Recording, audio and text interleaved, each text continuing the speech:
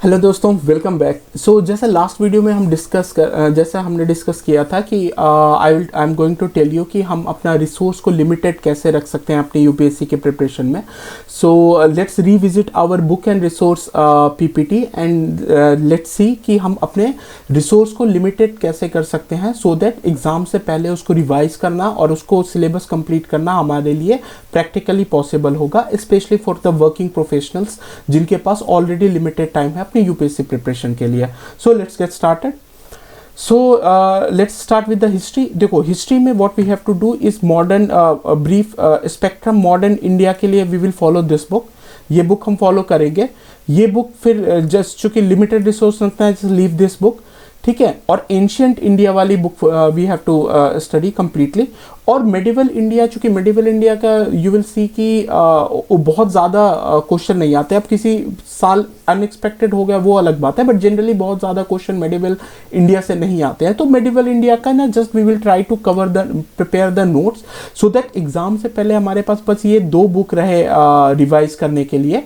और medieval India का सिर्फ हम नोट्स प्रिपेयर करेंगे। और जो एनसीईआरटी हम पढ़ेंगे इसका भी we will just prepare the notes, we will cover together. I will just give you मतलब साथ में साथ नोट्स बनाते जाएंगे। I try to give you the notes या आई विल गाइड यू कि नोट्स कैसे बनाना है so that with the time हमारा सिलेबस भी कंप्लीट हो जाए, नोट्स भी हमारे पास हो और एग्जाम से पहले उसको रिवाइज करना मैनेजेबल हो, ठीक है। तो हिस्ट्री ऐसी हो जाएगी। उसके अलावा मेंस तो ऑब्वियसली मेंस में तो कोई भी बुक रिवीजन करने का टाइम नहीं मिलेगा। तो मेंस के प्रिपरेशन के लिए we have to solely rely on the revision of the notes, ठीक है। जैसे मेंस के इसमें फिर बैठ के तुम स्पेक्ट्रम की पूरी बुक रिवाइज नहीं करोगे। इट इज़ एक्सपेक्टेड कि तुमने प्रीलिम के लिए अच्छे से रिवीजन कर लिया है, तो वहाँ पे फिर जस्ट कुछ चीज़ें ब्रशअप करने की ज़रूरत पड़ेंगी। तो मेंस में अगेन ये जो पॉलिटिक्स ऑफ इंडिपेंडेंस इंडिया है, यानी इसका ना बेसिकली पार्ट ना कवर हो जाता है इसमें क्या बोलते हैं पॉलिटी जब हम पढ़ेंगे लक्ष्मीकांत। तो लक्ष्मीकांत में भी ना मेन चूंकि पॉलिटी है, कॉन्स्टिट्यूशन का फॉर्मेशन का लेके उसके बाद इंडिपेंडेंट इंडिया के बाद कौन कौन सी चीज़ें हुई, मतलब कौन से स्टेट बने नहीं बने और मतलब कौन कौन से आर्टिकल आए, अगर कोई कॉन्स्टिट्यूशन में अमेंडमेंट हुआ था। अल्टीमेटली अगर देश में कोई बड़ा बात तभी होता है जब कॉन्स्टिट्यूशन में कुछ अमेंडमेंट होता है। वो सारी चीजें ना पॉलिटी वाले में लक्ष्मीकांत में कवर हो जाएगी। तो मुझे नहीं लगता कि ये बुक अलग से पढ़ने की जरूरत पड़ेगी। I will go through this book. जब हम सिलेबस करेंगे we will go through this book. और इसमें अगर कोई ऐसा लगता है मुझे कि ये पढ़ना ज़रूरी है, लक्ष्मीकांत में कवर नहीं है, तो जिसका उसका एक शॉर्ट सा नोट्स उसका बना लेंगे।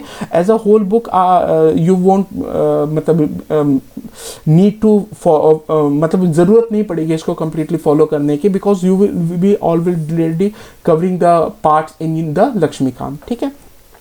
अगेन वर्ल्ड हिस्ट्री के लिए भी ये बुक, वर्ल्ड हिस्ट्री भी बहुत ज़्यादा डिटेल में नहीं पढ़नी है, क्योंकि अल्टीमेटली जो प्रीलिम्स में क्वेश्चन आता नहीं है वर्ल्ड हिस्ट्री का, और प्रीलिम्स में क्वेश्चन आता नहीं है वर्ल्ड हिस्ट्री का, और मेंस में और मेंस में भी वर्ल्ड हिस्ट्री से एक या दो क्वेश्चन आएगा, और वो भी क्वेश्चन जनरली जेनरिक से होते हैं, मतलब ऐसे बहुत ज़्यादा अभी तक तो बारीक डिटेल में नहीं गए। तो इसके वर्ल्ड हिस्ट्री के ना नोट से काम चल जाएगा। ऑब्वियसली नोट्स बहुत इंपॉर्टेंट है। जो वर्ल्ड वार 1 है, वर्ल्ड वार 2 है, क्यों हुआ था, बेसिकली उसका वो सब इंपॉर्टेंट हो जाता है। कॉज क्या था, इफेक्ट क्या था, और विद द कोर्स जैसे कि फ्रेंच जो अमेरिकन रिवॉल्यूशन था, फ्रेंच रिवॉल्यूशन था, और तुम्हारा जर्मन का यूनिफिकेशन था, खासकर फ्रेंच और अमेरिकन में बहुत सारे ऐसे ना चीज़ें हुई उनके कोर्स के मतलब दौरान। जैसे फॉर एग्जाम्पल कुछ जैसे कुछ आइडियाज़, जैसे डेमोक्रेसी का आइडिया हुआ, लिबर्टी का आइडिया होगा, फ्रैटर्निटी का आइडिया जो डेवलप किया, जो अल्टीमेटली पार्ट ऑफ तुम्हारी कॉन्स्टिट्यूशन का भी हमारे पार्ट है।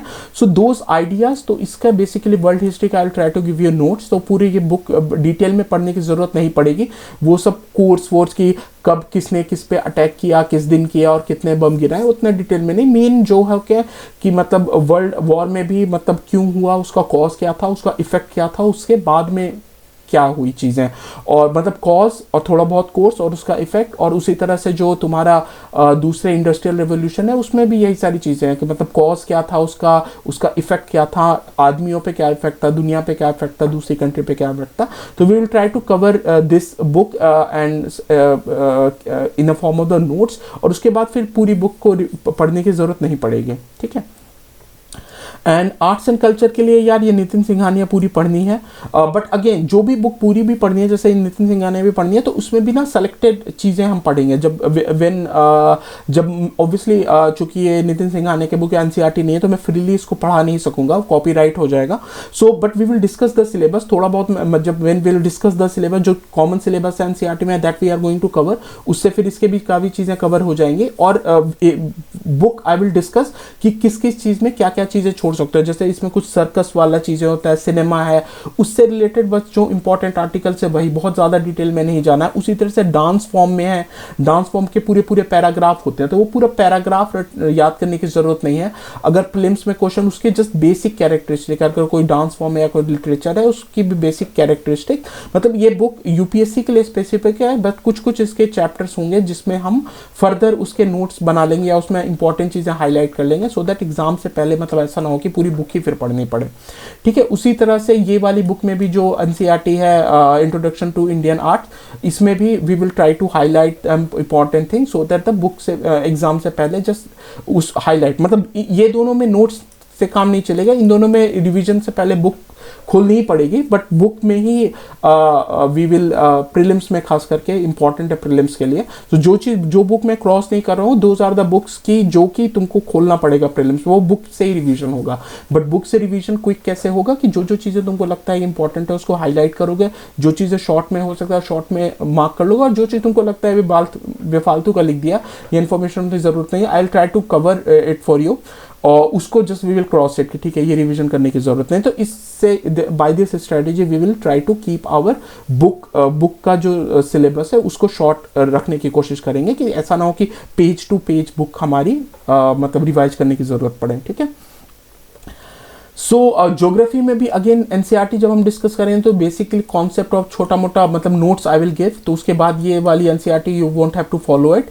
उसी तरह से ये 4 एनसीईआरटी फॉलो करनी पड़ेंगी, जो तुम्हारी 2 एनसीईआरटी, 2 मतलब टोटल 4 एनसीईआरटी 11 12 की है, that you will have to follow, और ये बुक से ही रिवीजन होगी, इसके नोट्स बना के कोई फायदा नहीं, क्योंकि बुक में भी छोटे छोटे चीज़ें ही दी हुई हैं और बुक में ही we will highlight the important thing. उसी तरह से कुछ इसमें हम देख लेंगे कि जस्ट बुक पढ़ के ही उसमें we will highlight the important thing, ताकि रिवीजन में फिर इजी रहे।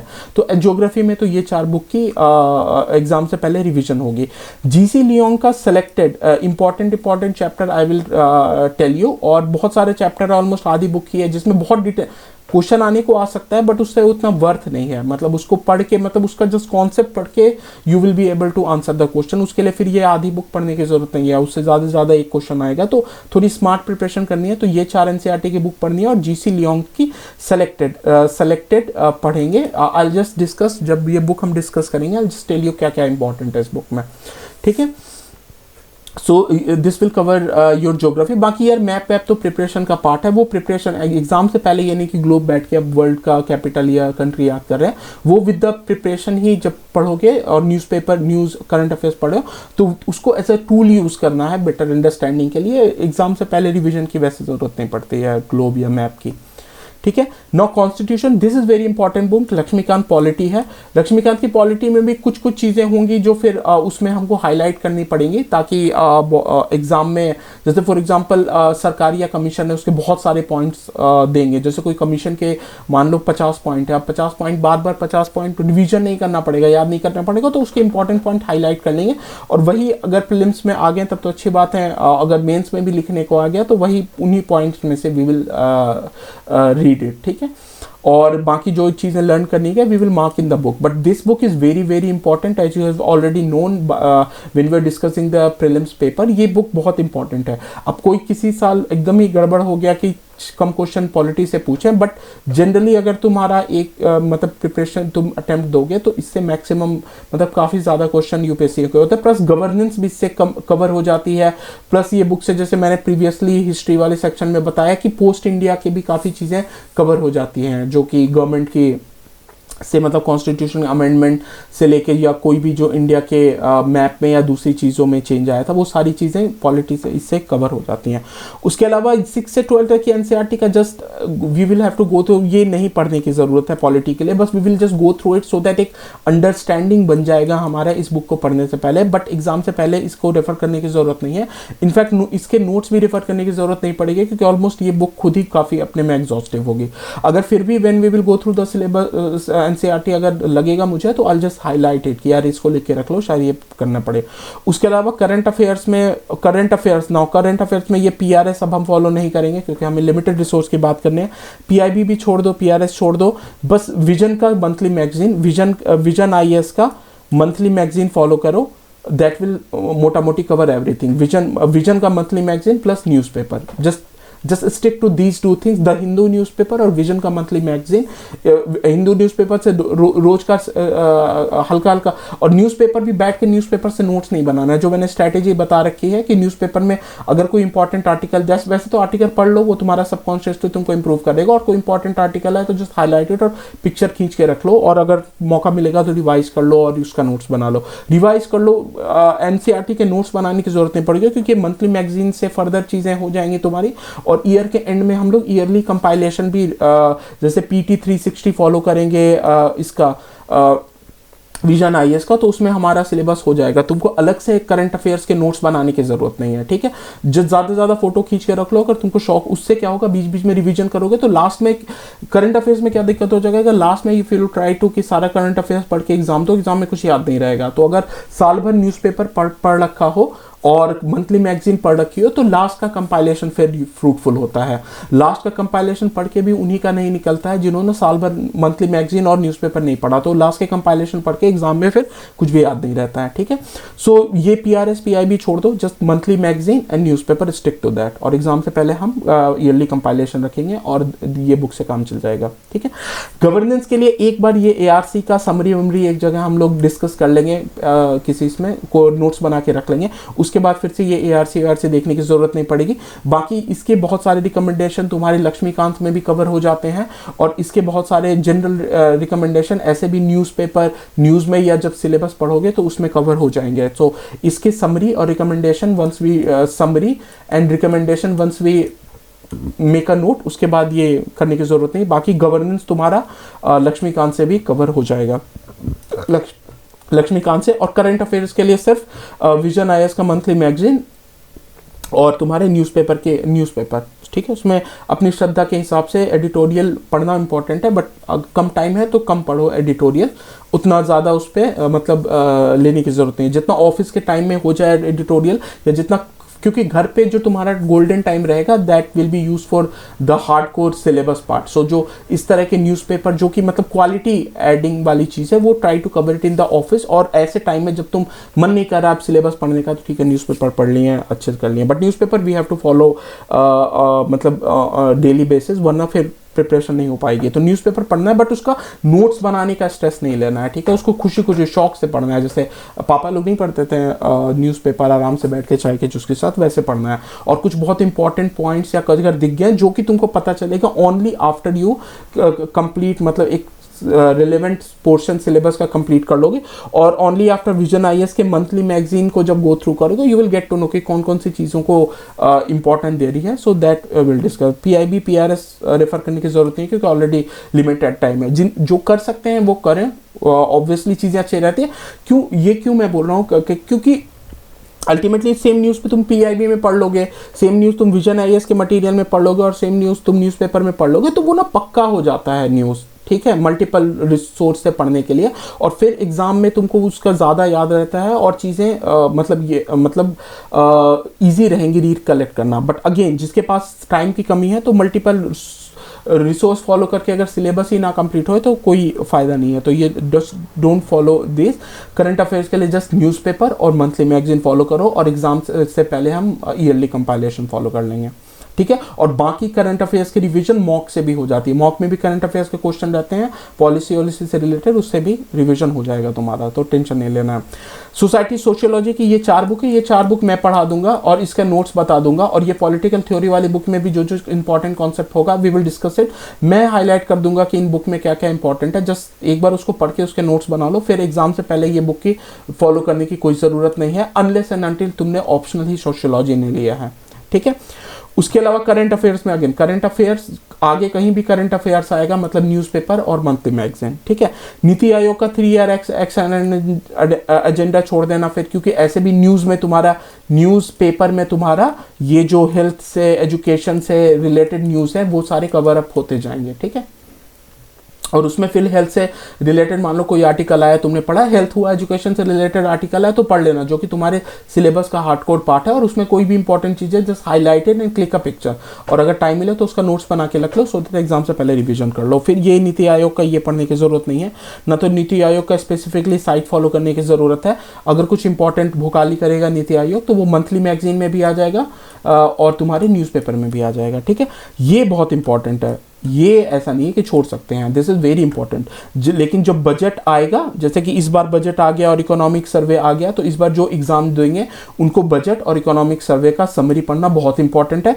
प्लस बजट और इकोनॉमिक सर्वे में जो जो टर्म्स हैं जिनका मतलब तुमको पता नहीं है, उसको गूगल करके उसका नोट्स बनाना इंपॉर्टेंट है, जो कि इकोनॉमिक्स के प्रिपरेशन करने का वन ऑफ द बेस्ट तरीका है और one of the most important तरीका है। इकोनॉमिक्स की कोई बुक नहीं पढ़नी पड़ेगी, क्योंकि जो क्वेश्चन आएंगे वो कहीं ना कहीं इधर ही से करंट से ही चीजें गवर्नमेंट पूछेगी। और जो हार्डकोर इकोनॉमिक का कॉन्सेप्ट है that we will try to cover it when we try to do the syllabus, so that कि ऐसा ना हो कि इकोनॉमिक की कल को तुम बजट समरी या इकोनॉमिक सर्वे पढ़ो तो कुछ समझने में दिक्कत हो, ठीक है। तो जो स्टैटिक पार्ट है इकोनॉमिक का, कॉन्सेप्चुअल पार्ट है, दैट वी विल कवर, उसके नोट्स बना लेना। एंड उसके अलावा जो डायनेमिक पोर्शन है, इकोनॉमिक डायनेमिक है, तो उसके लिए गवर्नमेंट की अगर कोई पॉलिसी है, क्योंकि गवर्नमेंट की कोई भी पॉलिसी होगी जनरली वो इकोनॉमिक से ही रिलेटेड तो होती है, मतलब पैसा या किसी को पैसा देना, चीज़ें करना, मतलब कंट्री में डेवलपमेंट को करना, ये सारा इकोनॉमिक का ही पार्ट है। So budget economic survey that this is very important, ये तो करना ही करना है, ठीक है। बाकी ये सब नीति आयोग की चीज़ें छोड़ दो, उसके अलावा न्यूज़पेपर और करंट अफेयर। उसके अलावा इंटरनेशनल रिलेशन में ये वाले बुक से ना we will try to make notes make करके उसके बाद ये बुक पढ़ने की जरूरत नहीं है, मतलब हर कंट्री से छोटा छोटा जस्ट बना ले कि उस कंट्री से थोड़ा बहुत हिस्टोरिकल रिलेशन क्या था, उसके बाद का इंटरनेशनल ना सारा खेल तुम्हारा करंट अफेयर्स का होता है, क्योंकि जनरली क्वेश्चन इंटरनेशनल रिलेशन से भी उसी कंट्री से आते हैं जिस कंट्री से इंडिया ने रिसेंटली कोई एग्रीमेंट साइन किया हो या रिसेंटली उससे कोई इंटरेक्शन हुआ हो। तो उसके लिए अगेन विजन है इसका करंट अफेयर्स का मटेरियल, मंथली मैगजीन, न्यूज़पेपर और तुम्हारा एग्जाम से पहले PT 360 और मेन से पहले मेंस 360, बस, ठीक है। एडिटोरियल ऑफिस न्यूज़पेपर पढ़ोगे, PIB पढ़ने की जरूरत नहीं है। ऑनलाइन अब ऑर्गेनाइजेशंस इन द न्यूज़ वो सर्च करना होगा तो कर लेना, ठीक है। मिनिस्ट्री ऑफ एक्सटर्नल अफेयर्स का वेबसाइट या ये सब फॉलो करने की जरूरत नहीं है। अगर मिनिस्ट्री ऑफ एक्सटर्नल अफेयर कोई बहुत अच्छा काम करेगी तो वो न्यूज़पेपर में भी आ जाएगा, वो मंथली मैगजीन में भी आ जाएगा, तो ये छोड़ दो, जस्ट स्टिक टू दिस। और इसका हम we will just prepare the notes, ये एज अ बुक, फिर ये नहीं कि, क्योंकि ऐसे भी ये सिर्फ PT का पार्ट नहीं है, ये मेंस का पार्ट है, और मेंस में ऐसे भी कोई बुक रिवीजन करने का टाइम नहीं रहेगा, ठीक है। सो इसका नोट्स हम फॉलो करेंगे, उसके बाद हमारी इंटरनेशनल रिलेशन की सारी प्रिपरेशन हमारे करंट अफेयर्स के मटेरियल से होगी। उसी तरह से इकोनॉमी में भी ये रमेश सिंह की पूरी बुक पढ़ने की जरूरत नहीं है, इससे सेलेक्टेड जो पढ़ेगा उससे सेलेक्टेड टॉपिक पढ़ सकते हो, और सेलेक्टेड टॉपिक पढ़ सकते हो, बस सेलेक्टेड टॉपिक पढ़ सकते हो। और जनरली मैं topic I will try to cover जो इकोनॉमिक का स्टैटिक पोर्शन है that as a part of the syllabus. और ये जो चारों बुक होंगे इन सब का भी, मतलब चाहे तुम्हारे रमेश सिंह है, चाहे ये 4 NCERT है, इन सब का ना एक तुम्हारा नोट्स बन जाएगा, बस इकोनॉमिक्स का एक बेसिक नोट्स बन जाएगा। एग्जाम से पहले वो स्टैटिक में बस वो नोट्स प्रिपेयर करना है। उसके अलावा बजट और इकोनॉमिक सर्वे तुम्हारा इंपॉर्टेंट होगा जो उसी साल हर साल आएगा, और तुम्हारे करंट अफेयर्स में भी इकोनॉमी पूरी हो जाएगी। तो ये इकोनॉमी के लिए कोई भी बुक एग्जाम से पहले रिवाइज करने की जरूरत नहीं है। यू विल हैव, जब सिलेबस कंप्लीट करेंगे we will refer this books, एक बार कंप्लीट हो गया तो you will just refer your notes. Unlike जैसे पॉलिटी के लिए बुक रेफर करनी ही है, उसी तरह से हिस्ट्री के लिए भी यार बुक रेफर करनी है, क्योंकि हिस्ट्री में इतना कंटेंट है सबका नोट्स नहीं बना पाओगे, तो जो मॉडर्न इंडिया है उसकी बुक पढ़नी पड़ेगी और बुक में ही हाईलाइट करना पड़ेगा। उसी तरह ज्योग्राफी में भी बुक एनसीईआरटी की पढ़नी पड़ेगी। इकोनॉमिक्स में एग्जाम से पहले बुक की जरूरत नहीं है, नोट से काम चल जाएगा, ठीक है। अब इन्वायरमेंट में बायोलॉजी छोड़ दो एक बार, आई जस्ट सी ये सारी चीज़ें ना इसमें शंकर आईएएस में तुम्हारा कवर हो जाएगा। तो शंकर आईएएस की बस ये वाली बुक फॉलो करनी है, और इस बुक में भी अगर कोई चीज़ छोड़ना होगा तो I will let you know. जैसे बहुत सारी स्पीशीज़ के बारे में है इसमें, तो वो सारा फॉलो करना ज़रूरत नहीं है, जितना तुमको याद हो रखा है उतना याद हो जाए, और जो जो इंपॉर्टेंट टॉपिक होगा I will just discuss. Obviously ये बुक कॉपीराइट की वजह से आई कैन नॉट, इस बुक से मैं पढ़ा नहीं सकता हूँ, but we will definitely discuss this book. अगर इसमें कोई चीज़ छोड़ सकते हो तो I will just highlight it, I will just tell you, so that इस बुक को भी हम हाईलाइट करके लिमिटेड बना लेंगे, सो दैट एग्जाम से पहले हम ये बुक ही रिवाइज करेंगे। See because there is a take, but ये बुक भी कवर टू कवर नहीं, दूसरी बुक की तरह कवर टू कवर रिवीजन नहीं करना है। इस बुक में जो इंपॉर्टेंट चीज होगा हाईलाइट होंगे, मार्क्ड होंगे, और एग्जाम से पहले we will refer them only, ठीक है। बस शंकर आईएएस फॉलो करनी है एनवायरमेंट के लिए। उसके बाद बाकी चीजें होंगी तुम्हारी, करंट अफेयर्स बहुत इंपॉर्टेंट है। कोई भी नया मीटिंग हुआ या कोई भी नया गवर्नमेंट स्कीम या वर्ल्ड लेवल पे स्कीम लॉन्च हुई, that is very important. Almost ज्यादातर क्वेश्चन उसी से ही आते हैं, बट इसकी बैकिंग बहुत इंपॉर्टेंट होती है, वरना इसका कोई फायदा नहीं होगा, ठीक है। और उसी तरह से इसमें भी बहुत से जैसे सीओपी, बहुत सारे कॉन्फ्रेंस ऑफ पार्टीज होते हैं, तो चूंकि बुक है तो वो सारे कॉन्फ्रेंस ऑफ पार्टी लिखेगा, बस सब पढ़ना नहीं है। तो I will just tell you कि कौन कौन सा कॉन्फ्रेंस ऑफ पार्टी इंपॉर्टेंट है और कौन कौन सा जस्ट पढ़ लो, उसको रिवाइज करने की जरूरत नहीं है। सो वी विल जस्ट ये बुक भी हम सेलेक्टिवली पढ़ेंगे, लेकिन ये बहुत सेलेक्टिवली भी ऐसी भी नहीं होगी कि इस बुक से 4-5 पेज, इसमें मतलब ऑलमोस्ट आधी से ज़्यादा बुक पढ़नी होगी। कुछ चीज़ें जो रिमूव होंगी that I let you know, ठीक है। उसके अलावा करंट अफेयर्स चलेगा एनवायरमेंट के लिए, और एनसीईआरटी में एक बार गो थ्रू कर लूँगा। अगर कुछ ऐसा टॉपिक लगेगा I just give you notes, वो नोट्स और डिस्कशन कर लेंगे। और इसमें पीएमएफ आईएएस तुम तब फॉलो करना जब तुमको लगे। इस बुक के बाद भी अगर कोई कॉन्सेप्ट नहीं है तो मज़े के लिए पीएमएफ आईएएस रेफर कर सकते हो, but again as a syllabus तुम्हारी जब बुक से कवर हो ही रही है, तो अगर तुमको समझने में भी कोई दिक्कत नहीं होती है तब इसको रेफर करने की ज़रूरत नहीं है, बट एडिशनल इन्फॉर्मेशन के लिए यू कैन रेफर दिस, ठीक है। पीएमएफ इंटरनल सिक्योरिटी के लिए ये बुक खरीद के अगर पढ़ना है पढ़ लो, बस इसका नोट्स बना लो। अगेन एग्जाम से पहले अगेन ये as a part of the mains है, तो ये बुक नहीं पढ़ेंगे, बस इस बुक से नोट्स बना लो, वो कर लो। उसी तरह से सेकेंड एआरसी की, इसकी भी बस समरी एंड रिकमेंडेशन ही होगी। नेशनल डिजास्टर मैनेजमेंट की वेबसाइट में ये फॉलो की, ये जानी है, लेकिन इससे एक बार नोट्स बन जाएगा तो फिर इसको डेली बेसिस पे फॉलो नहीं करना है। मतलब ये कोई करंट अफेयर्स की वेबसाइट नहीं है, जनरली एक बार इससे नोट्स बन जाते हैं। जब तक कोई मेजर अगर पॉलिसी चेंज होगा डिजास्टर मैनेजमेंट का, that will come as a part of your news and monthly magazine, ठीक है। सो एक बार इससे नोट्स बना लिया तो तुम्हारा फिर बस नोट्स रेफर करना है, फिर ये बुक और ये वेबसाइट रेफर नहीं करनी है डेली बेसिस पर। और ऑब्वियसली इसके भी चीज़ें ऐड कर ले नोट्स में, तो वो तुम्हारे डिजास्टर मैनेजमेंट, इंटरनल सिक्योरिटी के नोट्स होंगे जनरली। और जनरली करंट अफेयर्स इंपॉर्टेंट होता है। फॉर एग्जाम्पल नॉर्थ ईस्ट से रिलेटेड अगर कोई इशू आया, मतलब या नक्सलिज्म पे कोई आर्टिकल आया, तो उसमें जो जो चीज़ें हैं जस्ट उसको अच्छे से रीड करके and just try to find out, अगर किसी भी उसमें वर्ड या के बारे में तुमको नहीं पता हो तो इसमें जस्ट क्योंकि इंटरनल सिक्योरिटी में भी जो करंट वाली चीज़ें होती है ना, वो काफ़ी इंपॉर्टेंट होती है, बट जो स्टैटिक होती है आई हैव सीन की वो भी बहुत इंपॉर्टेंट होती है। जैसे कि अब बॉर्डर वाली इशू है, उसमें करंट क्या, वो यार परमानेंट हेड है क्या तुम्हारा, वो रहेगी, चाहे पाकिस्तान वाला बॉर्डर हो चाहे वो म्यांमार वाला बॉर्डर हो।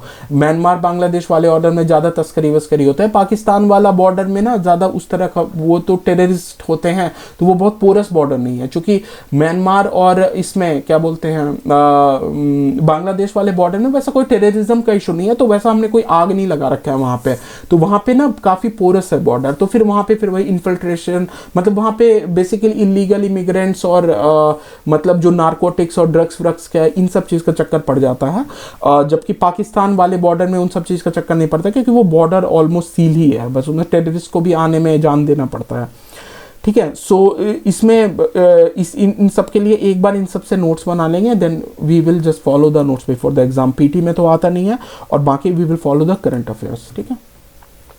साइंस एंड टेक्नोलॉजी के लिए सिंपली करंट अफेयर्स फॉलो करो, जो भी चीज़ न्यूज़ में आया, कुछ नया इनोवेशन आया, बस उसको फॉलो करना। साइंस के लिए वैसे कोई बुक फॉलो करके कोई फायदा नहीं। हाँ भाई एकदम बेसिक्स क्लियर नहीं है तो 10th 10th की थोड़ी बहुत पढ़ लो, बट अगेन वो सब पूछता नहीं है अभी यूपीएससी, ठीक है। तो उतना जो वही करंट अफेयर्स साइंस एंड इसके लिए पढ़ेंगे, न्यूज़ जैसे मंथली मैगजीन से कवर हो जाएगा, साइंस एंड टेक तुम्हारा न्यूज़पेपर से कवर हो जाएगा, साइंस एंड टेक कोई अलग से करने की ज़रूरत नहीं है तुम्हारे को, साइंस एंड टेक के न्यूज़पेपर मंथली मैगजीन से कवर हो जाएगा, ईयरली कंपाइलेशन से में भी साइंस एंड टेक का अलग सेक्शन आता है, वहाँ से कन्फर्म हो जाएगा, और ये पीएमएफ आईएएस से भी थोड़ा बहुत साइंस एंड टेक कवर हो जाएगा। मतलब साइंस एंड टेक के लिए कोई वैसी बुक नहीं है, वो डायनेमिकली यू शुड कवर। और ये हाँ, ये सारे बज़वर्ड का आई विल ट्राई कि इनके थोड़े थोड़े नोट्स एटलीस्ट दे दूँ, एटलीस्ट जो मैंने इसमें मेंशन कर रखा है। और जैसे जैसे न्यूज़ पेपर में आएगा उसमें बहुत बना एक्सप्लेनेशन रहते हैं कि व्हाट इज़ इट, तो अगर ध्यान से पढ़ोगे तो विद द टाइम ये सारी चीज़ें कवर हो जाएंगी।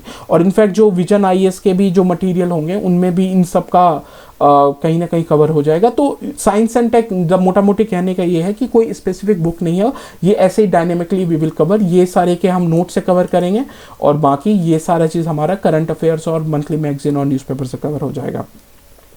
बेसिक साइड टिल 10th वैसे करने की ज़रूरत नहीं है, अगर मन है तो कर लो, ठीक है, ये रहने दो, ठीक है। अब कोई आ जाएगा तो जस्ट ठीक है, बट उसके लिए अब फिर बैठ के साइंस के बुक उठा के पढ़ना उतनी ज़्यादा फ्रूटफुल नहीं होगी, ठीक है। इथिक्स के लिए अगेन, इथिक्स के लिए ये सेकेंड ARC से बस वही रिकमेंडेशन और समरी देख लेंगे, और मैं आई विल ट्राई टू इस ये वाली बुक से जो जो टर्म्स वर्म्स होंगे वी विल डिस्कस दैट, एक बार टर्म्स वर्म्स करके इसके नोट्स बना लेने हैं, क्योंकि अगेन ये काफ़ी मोटी बुक है, एग्जाम से पहले फिर बुक नहीं रेफर करेंगे, इसके भी जस्ट नोट्स, यहाँ से भी वो नोट्स का पार्ट हमारा बन जाएगा, और सेकेंड ARC पर से अगर ये भी है तो इसके ये भी नोट्स के पार्ट्स बन जाएंगे, और बाकी जो ये केस स्टडी है ये क्वेश्चन प्रैक्टिस से आएगी,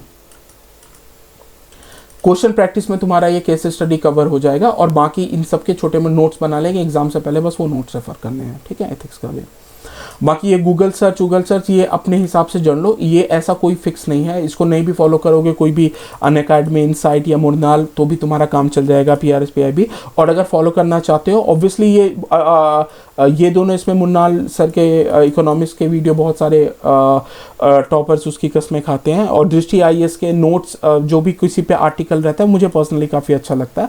सो ऑब्वियसली कभी भी कोई टॉपिक का तुम गूगल सर्च करोगे तो उसमें तुम्हारा अपने आप इनसे रिलेटेड, इन सबसे रिलेटेड आर्टिकल्स आते जाएंगे। कोई इनकी वेबसाइट डेली फॉलो नहीं करनी है तुमको, इनकी वेबसाइट डेली फॉलो तुम करोगे बस वही जनवरी, एक बार जब सिलेबस कंप्लीट हो जाएगा तब क्वेश्चन प्रैक्टिस के लिए तुम फॉलो कर लोगे, कि किसी में ना ये लोग फ्री के मतलब डेली वाले क्वेश्चन डालते रहते हैं, जो कि फ्री के क्वेश्चन आराम से you just get a question practice, और बहुत बार ये लोग मॉडल आंसर भी डाल देते हैं कि क्या क्या उसको उसमें पार्ट होना चाहिए। उसके अलावा प्रीलिम्स के लिए जो बेसिक बुक्स हैं, PT 360 ईयरली कंपाइलेशन हो गया, और गवर्नमेंट स्कीम का कंपाइलेशन हो गया, economic survey and budget, previous year question paper, CSAT, ये तो प्रीलिम्स के लिए तो ऐसे ही ये लिमिटेड रिसोर्सेज था, तो ये we will have to follow it, ठीक है। So this was all about this was all about the rationalization of resources. We have seen कि कौन कौन सी बुक हमें फॉलो करनी है, और वो बुक भी फॉलो करनी है तो कंप्लीट नहीं फॉलो करनी है। जब हम फर्स्ट रीडिंग करेंगे, सिलेबस कंप्लीट करेंगे, तो एक बार मेरा वीडियो देख के, मेरी अंडरस्टैंडिंग देख के you will get to know कि उसमें क्या है, और फिर इंपॉर्टेंट चीज़ें just we have to highlight, so that exam से पहले बुक जो बुक रिवाइज करनी है वो बुक में ऑलरेडी मार्क्ड हो चीज़ें, कि जो हमें फोकस करके रिविजन करना है, ताकि रिविजन फास्ट हो। और बाकी सारी बुक्स जिसका मैंने बता रखा है कि बुक रिवीजन की जरूरत नहीं होती, वो बुक्स पढ़ के एक बार just we have to make notes, और उसके बाद एग्जाम से पहले सिर्फ वो नोट्स रिवाइज करने हैं। और with the time we will learn कि नोट्स को भी अभी keep on improving. For example first time जब नोट्स बना लेते हैं तो सभी कुछ इंपॉर्टेंट लग रहा होता है, तो हो सकता है उस टाइम तुम बहुत ज़्यादा चीज़ें लिख दो, जब नेक्स्ट टाइम तुम पढ़ोगे उसको तो तुमको लगेगा यार ये सारी चीज़ें ना अब याद हो गई मुझे, अब इसको रिवाइज करने की ज़रूरत नहीं है। हाँ, कुछ पॉइंट्स हैं जो मुझे याद करने की ज़रूरत है, वो मैं फिर उसके नोट्स, फर्दर नोट्स तुम्हारे रैशनलाइज होते जाएंगे, सो दैट अल्टीमेटली गोल है कि एक बार बुक पढ़ के नोट्स बना लिए, फिर we have to just revise the notes, और नोट्स को इंप्रूव करना है, सो दैट एग्जाम से पहले उसको मतलब कवर करना रियलिस्टिकली पॉसिबल हो। So that was all about this, मतलब limiting the resources. I hope this video was helpful for the aspirant जिनके पास ऑलरेडी कम टाइम है because of their work and other responsibility. So I wish कि